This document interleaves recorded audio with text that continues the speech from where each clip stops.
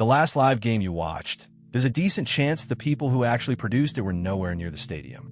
Not in a truck outside, not in the building. In some cases, they were in a control room over 1,000 miles away, in a different time zone, and they went home to their own beds after the show.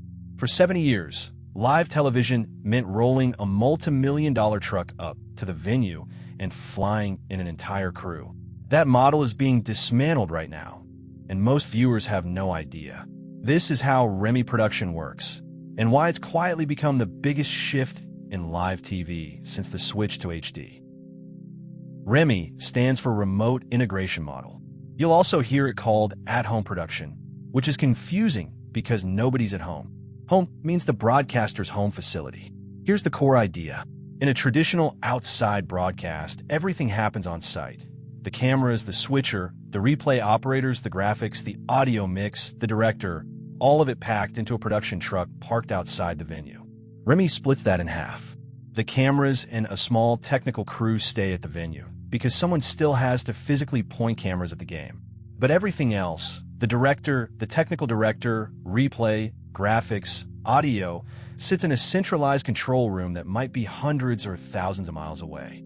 The camera feeds travel to them over the network, and the finished program comes out the other side. One control room, one staff, multiple venues per day, sometimes multiple games in a single shift. That's the entire economic argument in one sentence, and we'll get to the money. But first, you need to see what this replaced. A top-tier OB truck, the kind that does NFL games, is a rolling broadcast facility that can cost anywhere from a few million to over $10 million to build.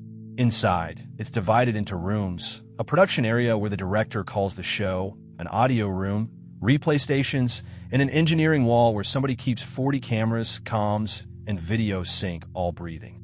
And the truck is the cheap part. Every event means moving people.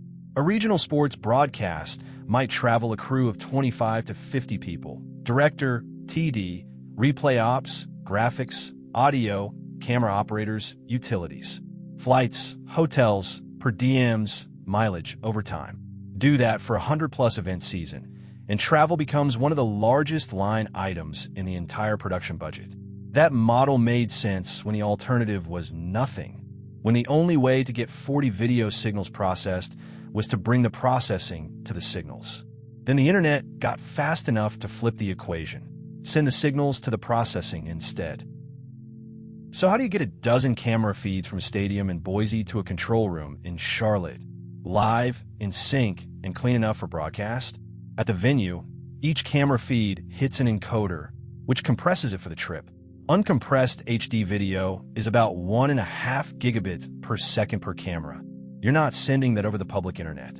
Compressed with modern codecs, each feed drops to somewhere between 5 and 20 megabits, depending on how much quality headroom the show demands. That needs a road. There are three main options. Option 1, dedicated fiber. Guaranteed bandwidth, lowest latency, most expensive. This is what big venues and leagues with permanent installations use. Option 2, bonded cellular. Boxes from companies like LiveU and TVU that combine multiple cell connections into one fat pipe. This is what made REMI possible at places that don't have fiber, a high school gym, a golf course, a marathon route. Option 3, the plain public internet, hardened by protocols built for exactly this job, SRT and RIST. These protocols watch for lost packets and re-request them within a tight time window, turning an unreliable network into a broadcast-usable one. Whichever road you take, there's a toll, latency. Round trip, a well-built REMI setup adds somewhere from a few hundred milliseconds to a couple of seconds. The audience never notices. The broadcast delay swallows it. But the crew feels it. When a director calls take camera 2, that command has to travel back to nothing. Actually, the switch happens at the hub. The camera operators are the ones on the far end of the delay, hearing the director's voice a beat late, which is why the return path, comms and tally back to the venue, is engineered just as carefully as the video going out. REMI wasn't invented during the pandemic. Networks were running remote productions years earlier, and ESPN in particular used it to make hundreds of college events viable that would never have justified a truck. But 2020 turned it from an experiment into the default. When nobody could travel, every broadcaster on Earth ran a forced, global proof of concept, and it worked.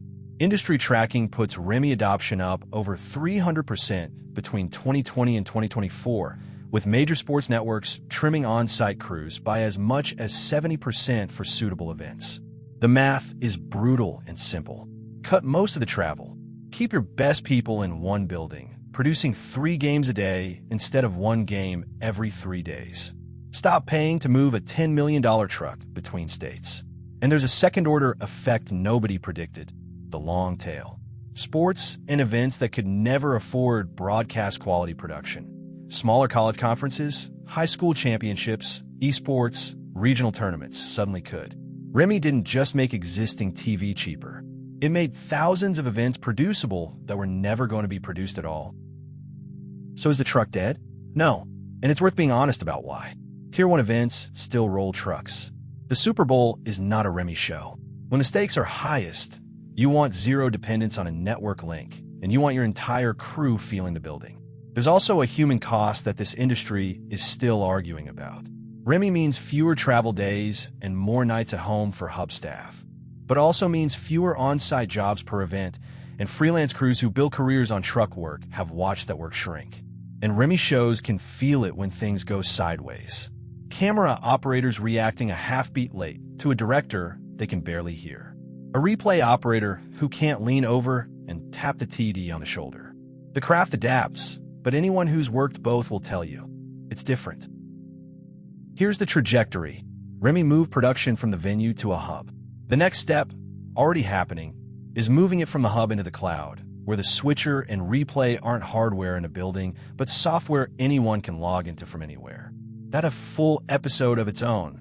Cloud production, and whether the control room itself is about to disappear. Subscribe if you want that one. And if you've worked REMI shows from either end of the link, tell me in the comments what the diagrams never capture. The people who felt the latency always know something the flowcharts don't.